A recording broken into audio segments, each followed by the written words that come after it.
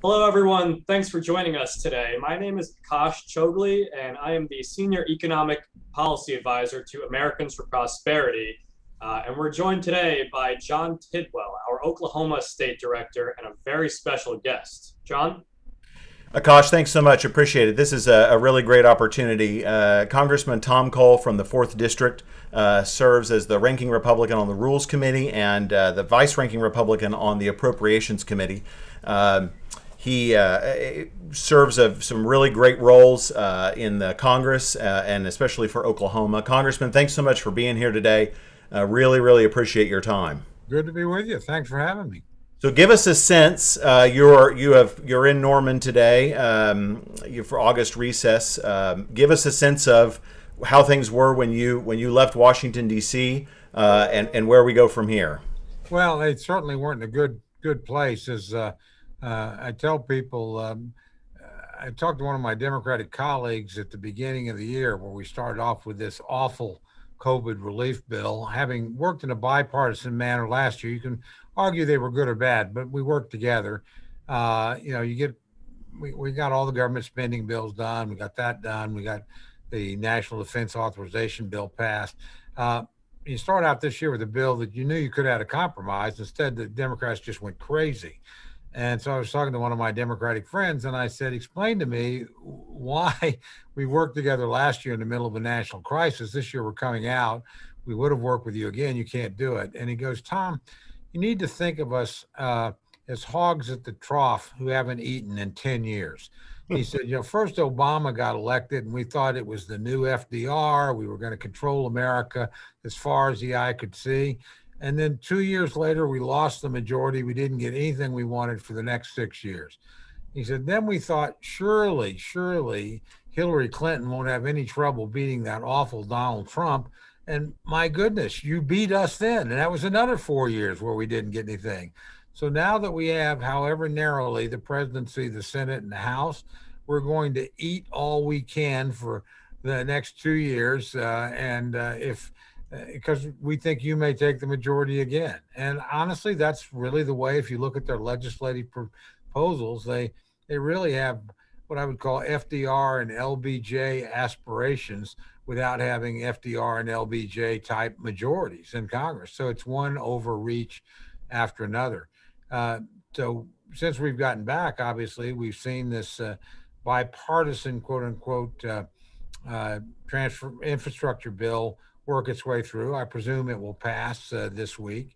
It's linked to an absolutely atrocious, $3.5 trillion Democratic, quote unquote, human infrastructure bill. We're told you can't do the bipartisan infrastructure bill without doing the other. And then we have the normal governing process of appropriations, which has to take place as well. So we go back with three big spending fights: the infrastructure fight, followed by the human infrastructure fight, followed by the normal appropriations process.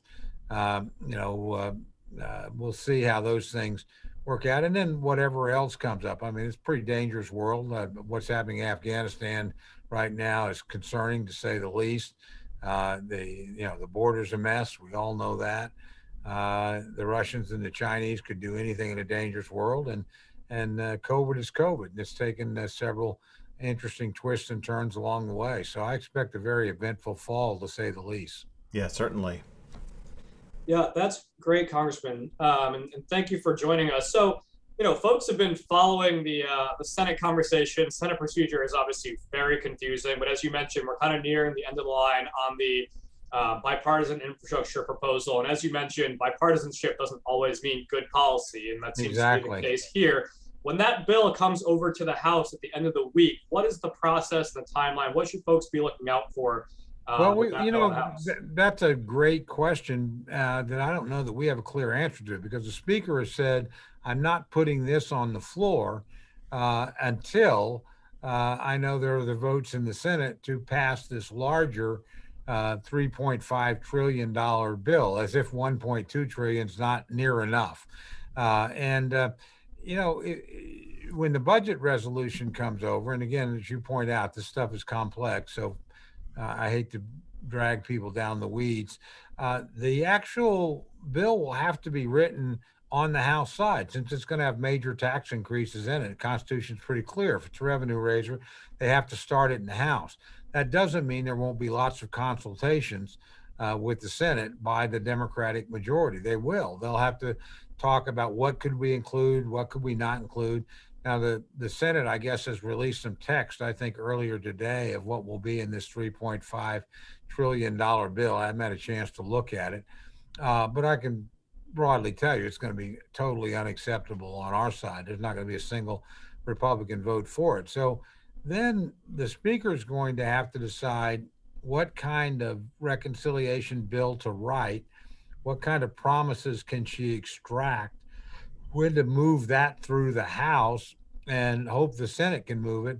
And theoretically, unless she changed her mind or the president intervened, we'd never vote on the infrastructure bill until that process wasn't complete if she sticks to what she said. Now, personally, I don't think she will. I think she'll come under enormous pressure. She's already getting some quote unquote House moderates writing her, telling her you need to put the infrastructure bill on and decouple it from this human infrastructure bill. But we don't know if she's going to do that. And I think in the end, it would probably take the president telling her, I want to get at least the bipartisan bill done, and we'll let the other bill, stand and fall on its own merits.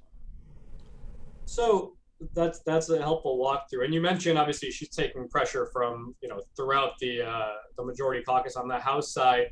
One of the results of that is we have policy that's completely unrelated to infrastructure, in this bipartisan deal, and then in the second sort of social welfare package. I mean, it touches on everything from labor relations to child welfare to whatever the case may be.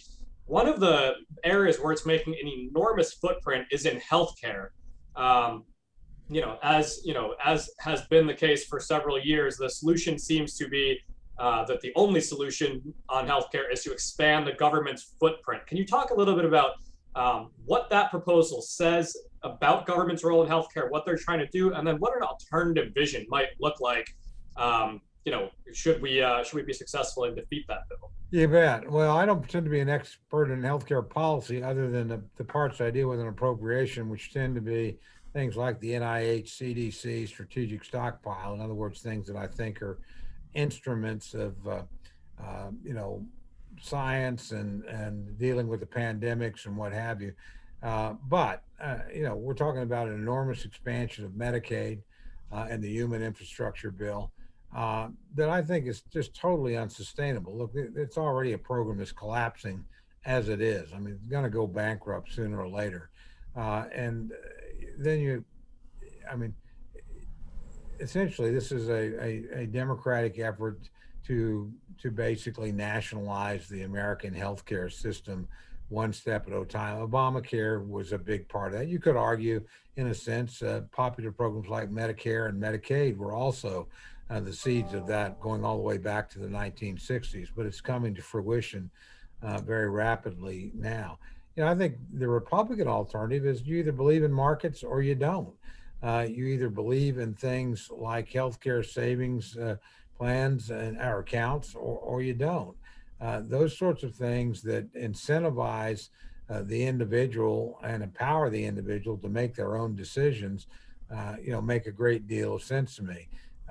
Just overall programs where we throw money at it and give you one size fits all healthcare doesn't make a lot of sense. So again, our leader Kevin McCarthy just established a series of task force to deal with a variety of issues. One of them is the Healthy Future Task Force that's chaired by Devin Nunes, who has a good chance of being the next Republican chairman of Ways and Means. So they'll be dealing with that. And Brett Guthrie, who's currently the ranking member in the Healthcare Subcommittee on Energy and Commerce. Those are the two guys that will likely be the architects to whatever the Republican counter to this will be. And I think what they produce in the next 12 months or so probably be pretty much what Republicans are running on in the fall of 2022 as their healthcare alternative. So we've seen from an AFP national perspective the engagement that we've had. Sent over 1.4 million letters to members of Congress and the Senate, done over 300 events. Our activists across the country are very much invested in this, in stopping this infrastructure plan and slowing it down and ultimately stopping it. I think you could ultimately say that there are folks who really care about the future and the future of our country, and their engagement level is so high right now because they really see what's at stake for the future. Speaking directly to those kinds of folks, those activists of ours who have taken that action and wanted to make sure that their voice is heard, what advice, what solace can you give them, seeing how this is starting to play out? Number one, and number two, when it goes to the House side, how can they be helpful in slowing the process, continuing to engage with their members of Congress all over the country? Well, one of the advantages we have, and this is true in both chambers, this is the narrowest congressional majority since 1884. On any given day, 3 or 4 votes can change everything in the House. And obviously, it's a 50-50 United States Senate. So really engaging those members. I worry on the infrastructure bill, sort of the siren song of bipartisanship could cost us some members. I don't worry about the human infrastructure bill. There aren't going to be any Republicans that vote for that second bill. And the real question here is the sequencing and the linkage between the infrastructure bill and the human infrastructure bill, if I can call it that. If Pelosi sticks to what she said she's going to do, which count me as a skeptic that she will, but if she did, we might never, ever see the infrastructure bill because she's committed to securing the votes and being certain of the passage of the human infrastructure bill before she ever brings that on the floor. That seems backwards to me. I'm not sure she can sustain that position, particularly as if it becomes obvious we can beat the second bigger program. And the second bigger program is a genuinely awful bill. I mean, we're talking about increasing corporate income taxes by 1/3. We're talking about massive increase in capital gains taxes. We're talking about allowing the tax cuts that were in the 217 bill that were timed to run out. I mean, the tax policy alone is outrageous, not to mention the expansion, dramatic expansion of the entitlement state that occurs in that second bill. So again, I think it's going to be pretty easy to rally Republicans against that. She doesn't have much. I'm not sure she can put all the Democrats together. So, but at least for a while, we'll actually be talking probably more about the human infrastructure bill than the infrastructure bill, because they've got to, number one, write it and present it and start demonstrating that they have the votes for it in the House, which I'm not convinced they do. Right. And that they have the votes for it in the Senate. And if we take Senator Manchin and Senator Sinema at their word, Senator Manchin, they'll both vote for the budget resolution that makes the bill possible. But Manchin has said, I'm not going above 25% on the corporate income tax. Sinema said, I could be for something, but 3.5 trillion is too much money. And I suspect there is a group of probably 4 or 5 other Democratic senators from more conservative places like New Hampshire, Montana, our other senator Senator Kelly from Arkansas. There's some other people that aren't going to want to swallow this thing hook, line, and sinker. And yet, at the same time, Pelosi's under tremendous pressure on her left that act as if this is not enough. I mean, 3.5 trillion is not enough. They want to go back to the original Bernie Sanders $6 trillion bill. So, we have a long way to go before they get all their ducks in a row. And again, I think they've been less than clear about what the sequencing of the bills will really be. And that could the speaker can be saying one thing and eventually doing another. Not that would be a surprise to anybody that follows Congress very closely. Yeah, you mentioned the entitlement state, Congressman. So in this second bill, there's a couple things at play. One seems to be some fuzzy math about how much it actually costs, where they're saying it's $3.5 trillion. Both bills are based on very fuzzy math. So that's what I was going to ask. It seems like the analyses we've seen, it could be $5.5 trillion.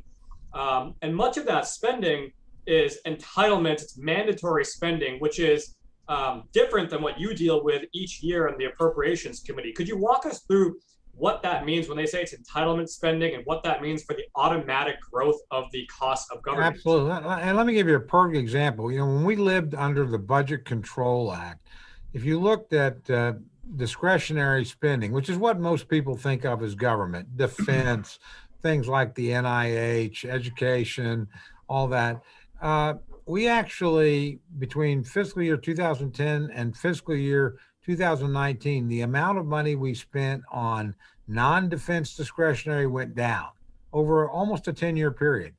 And the amount of money we spent on defense went down over almost a 10-year period. By the same token, entitlement spending was about 1.9 trillion in fiscal year 2010. It's about 3.2 trillion by fiscal year 2011. And that is the growth of Medicare, Medicaid, Social Security, those kinds of things. And those are very tough programs to deal with.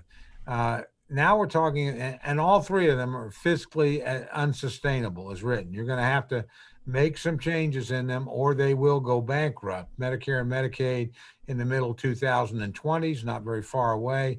Social Security in the early 2030s.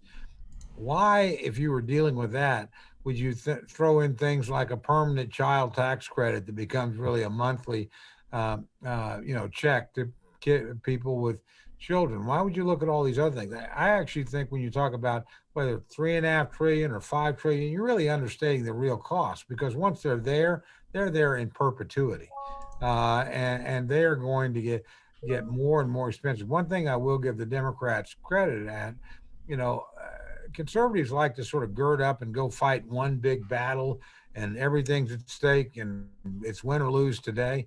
Democrats are much better at maybe they understand football better. Second and 4 is pretty good.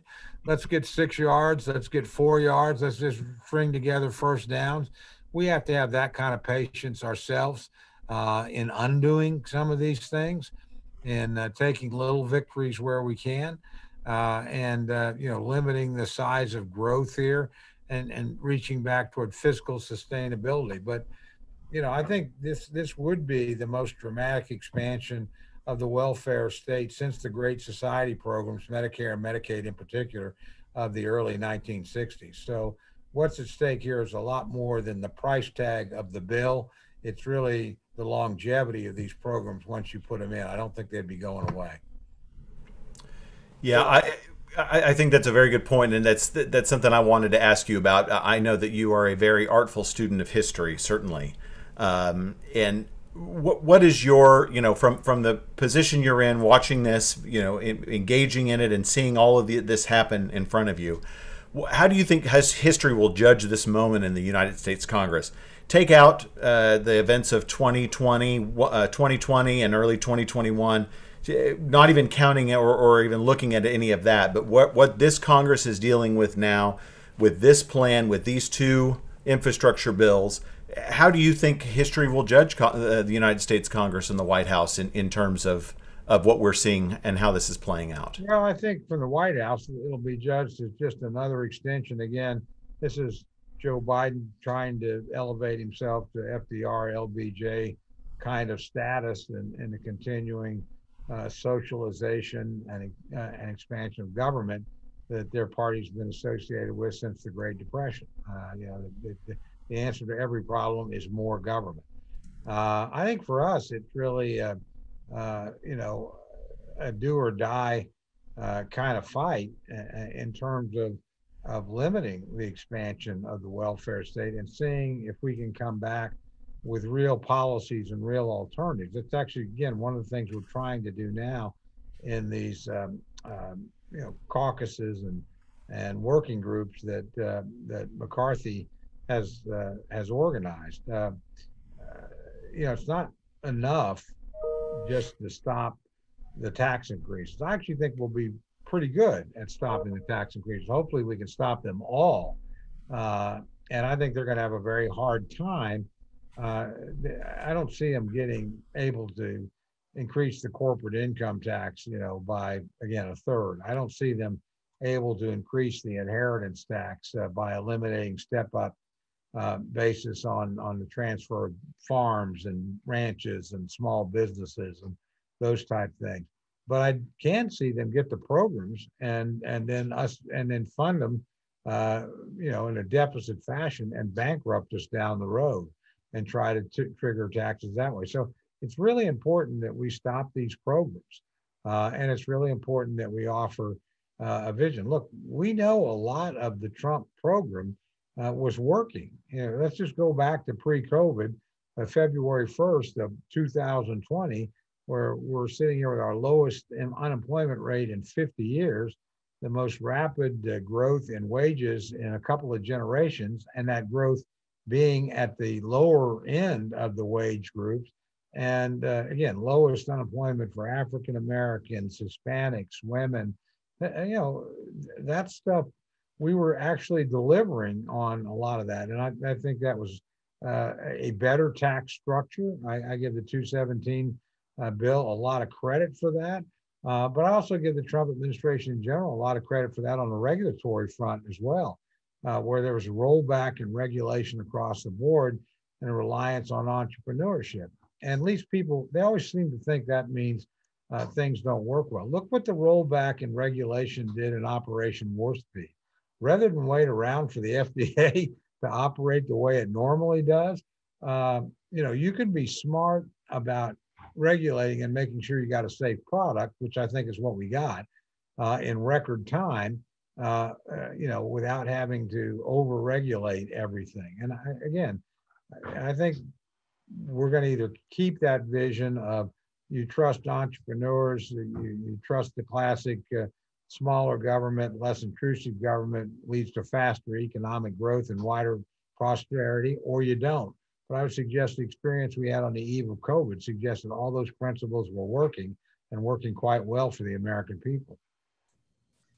Yeah, that's exactly right. We have a formula for what works, right? It's smaller government, empowering the individual, empowering the private sector to create opportunity and pull people up.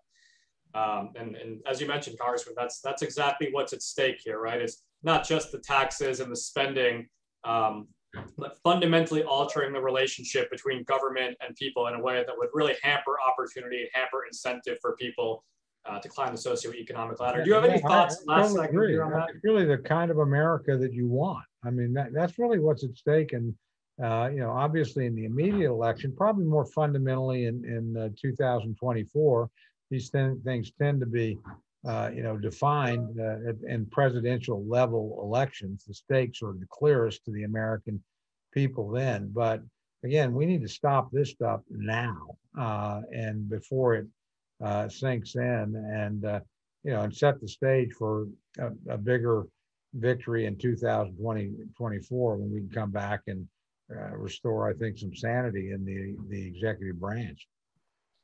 Absolutely. Well, thank you so much for your time, Congressman. Appreciate what you do up on the Hill, representing taxpayers and fighting the good fight against some of these really, really damaging policies. So thank you again very much for joining us. Appreciate you very much. Let me reverse the compliment.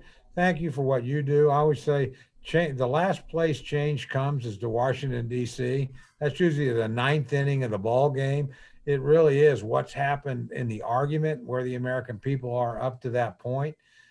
We generally know what the numbers are in any given vote, so it's not a big surprise. So it's all this work that's done ahead of time with citizen engagement, education of people, involvement, engagement, the belief that they can make the difference, and they can, and that the genius of the republic is it's still in the hands of the American people, and so they'll make the decisions. Nobody gets there Washington elected, and nobody stays there that can't stay elected. So at the end of the day, the American peoples are the master of their own fate, in my view. And thank you guys for the role you play and reminding them of the things that work, that our history and traditions have taught us work, and the things that our history and traditions have taught us don't work. And we're seeing an awful lot of that right now in Washington. Appreciate that very much, Congressman. Thank you. Good to visit with you. Thank you.